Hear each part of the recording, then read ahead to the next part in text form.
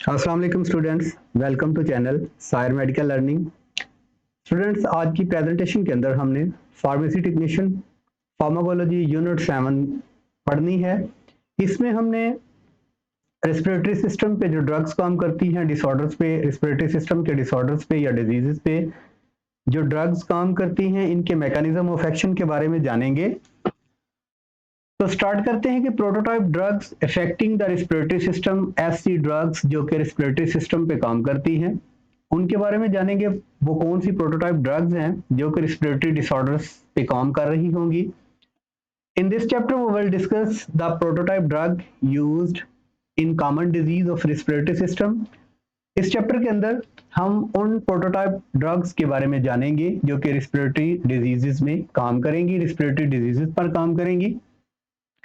सबसे पहले ये जानना जरूरी है कि रेस्पिरेटरी सिस्टम के अंदर कौन सी डिजीजेस जो हैं वो काज हो सकती हैं, और उन जो डिजीजेस होंगी इनके सिम्टम्स के बारे में जानना स्टूडेंट्स जरूरी होता है कि कौन सी जो डिजीज है इसकी सिम्टम्स क्या होंगी और उन सिम्टम्स पे कैसे हमारे ड्रग्स काम करेंगी। तो सबसे पहले देखते हैं हम शॉर्ट सा इंट्रोडक्शन कि ये डिजीजेस जो हैं ये कैसी हैं। उसके बाद जब हम ड्रग्स के बारे में जानेंगे तो इनकी सिम्टम्स और ये जो डिजीजेस हैं इनकी डिटेल भी इंशाल्लाह उसके साथ जानेंगे।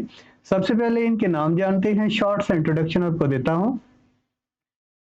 Common diseases related to respiratory system. Reading का मकसद ये होता है कि मोस्टली स्टूडेंट्स जो हैं वो मैट्रिकुलेशन लेवल के होते हैं, मैट्रिक के बाद फार्मेसी टेक्नीशियन स्टार्ट करते हैं, उनको रीडिंग में थोड़े मसाइल होते हैं, इसलिए कोशिश की जाती है कि रीडिंग की जाए ताकि बच्चों को टर्म्स की जो है वो समझ आ जाए, उसका मफहूम वाजे हो। सो अपनी बुक जो है वो ओपन रखा करें ताकि आपको वहां पे जो वर्ड आप सीखते हैं उसको अंडरलाइन किया करें और उसका साथ मीनिंग मफहूम लिख लिया करें। तो चलते हैं स्टूडेंट्स रेस्पिरेटरी सिस्टम के डिजीजेस की तरफ। तो सबसे पहले रेस्पिरेटरी सिस्टम की डिजीज या डिसऑर्डर है जिसको हम अस्थमा कहते हैं, अस्थमा। उसके बाद दूसरे नंबर पे है एलर्जिक रिनाइटिस। अस्थमा की सिम्टम्स के बारे में जानेंगे। एलर्जिक रिनाइटिस की जब ड्रग्स पढ़ेंगे तो इसकी डिटेल आपको बता दूंगा। उसके बाद कफ कॉमन डिसऑर्डर डिजीज है, ठीक है। Now we will discuss prototype drug of each disease. जब मैं आपको एक डिजीज के बारे में, उसकी ड्रग्स के बारे में बताऊंगा तो उस पर्टिकुलर डिजीज की सिम्टम्स के बारे में वाजे तौर पे बता दिया जाएगा कि इसकी सिम्टम्स क्या होंगी और उस पर ड्रग कौन सी काम करेगी। तो सबसे पहले जो यहाँ पे ड्रग है वो अस्थमा है। अस्थमा के सिम्टम्स देखते हैं कि कौन सी कंडीशन होती है रेस्पिरेटरी सिस्टम में जिसको हम अस्थमा का नाम देते हैं। तो स्टूडेंट्स रीडिंग से स्टार्ट करते हैं। Asthma is an inflammatory disease.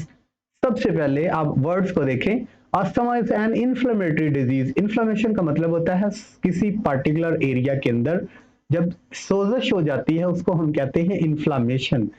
इसका मतलब है कि ये इन्फ्लेमेटरी डिजीज है। किसकी डिजीज है? Of the airway. एयरवे कौन सा है? हमारा रेस्पिरेटरी सिस्टम के अंदर जो ऑर्गन है उसको हम कहते हैं लंग्स, ठीक है। इस लंग्स के एयरवे में जहां से हवा ने गुजरना है, जहां से इनहलेशन और एक्सलेशन होनी है, इस पैसेज वे के अंदर जो है ये इन्फ्लेमेशन काज होगी तो अस्थमा है। इसके साथ क्या होगा?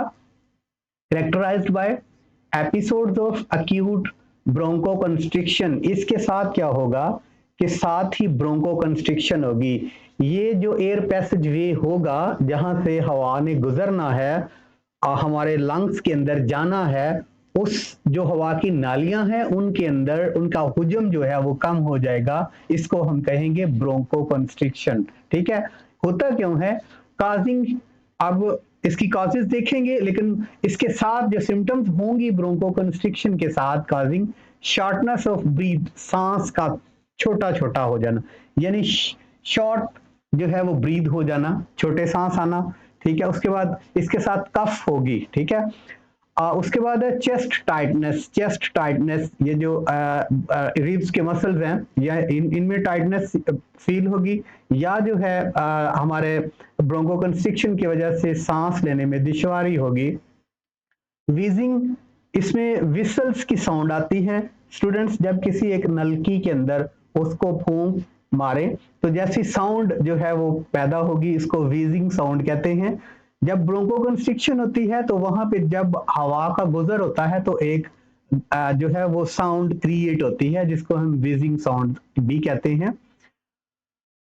एंड रैपिड रिस्पिरेशन रिस्पिरेशन और जो सांस है वो तेजी के साथ आता है, शॉर्ट सांस, सांस जिस तरह बंदा जो है वो भाग रहा हो और तेजी से सांस लेता है, ऐसी कंडीशन अस्थमा के अंदर काज होती है। क्योंकि जो पैसेज वे होता है, एयर पैसेज वे, जहां से हवा ने गुजरना है और ऑक्सीजन की जो है वो ब्लड कैपिलरीज तक, एल्वोलाई तक जो है वो ऑक्सीजन की रिसाई होनी है, उन पैसेज वे किसी ना किसी तरीके से उनके अंदर कंस्ट्रिक्शन हो गई है, उनका ल्यूमन साइज या उनका डायामीटर बहुत कम हो गया है कि हवा का जो प्रेशर है या हवा जो है वो आसानी से पास उसको नहीं कर सकती। ऐसी कंडीशन को स्टूडेंट्स कहते हैं अस्थमा। इसकी काजेज जो है वो कई हो सकती हैं, एलर्जिक हो सकती हैं, इसके अलावा जो है वो बैक्टीरियल इन्फेक्शन हो सकता है, वायरस इन्फेक्शन हो सकता है, लेकिन ये यहाँ पर हमारा टॉपिक नहीं है। सो हमने अस्थमा की सिम्टम्स के बारे में जाना। उसके बाद हम देखेंगे कि कौन सी ड्रग्स हैं, प्रोटोटाइप ड्रग्स, जो कि अस्थमा पे काम करती हैं।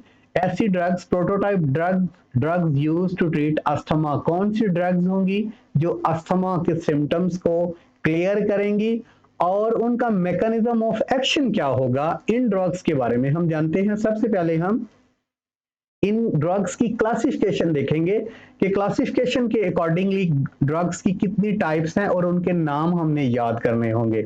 सबसे पहले हम देखते हैं prototype drug use to treat asthma. सबसे पहले क्लासिफिकेशन के अकॉर्डिंगली फर्स्ट कैटेगरी की ड्रग्स है बीटा 2 एडनर्जिक एगोनिस्ट। बीटा 2 के बारे में आप जानते हैं कि beta 2 adrenergic agonist, beta 2 receptor जो है ये एडनर्जिक ड्रग्स का रिसेप्टर है और ऐसी ड्रग्स जो कि बीटा 2 रिसेप्टर्स को एनालॉग्स करेंगी या बीटा 2 रिसेप्टर्स के एगोनिस्ट काम करेंगी, उन जैसा काम करेंगी या उनके फंक्शंस को इनिशिएट करेंगी, ऐसी ड्रग्स को कहते हैं बीटा 2 एडनर्जिक एगोनिस्ट। यानी बीटा 2 जो जो फिजियोलॉजिकल उसका वर्क था, नेचुरली उसका वर्क था, वो था ब्रोंकोडायलेटर। यानी हमने सबसे पहले रिसेप्टर्स के बारे में पढ़ा था, एडनर्जिक रिसेप्टर्स के बारे में, कि फर्स्ट बीटा 1 जो हार्ट पे प्रेजेंट है, बीटा 2 एडनर्जिक रिसेप्टर्स जो कि चेस्ट यानी हमारा जो रेस्पिरेटरी सिस्टम है, लंग्स पे प्रेजेंट है, और तीसरे नंबर पे हमने बीटा 3 रिसेप्टर्स के बारे में पढ़ा था।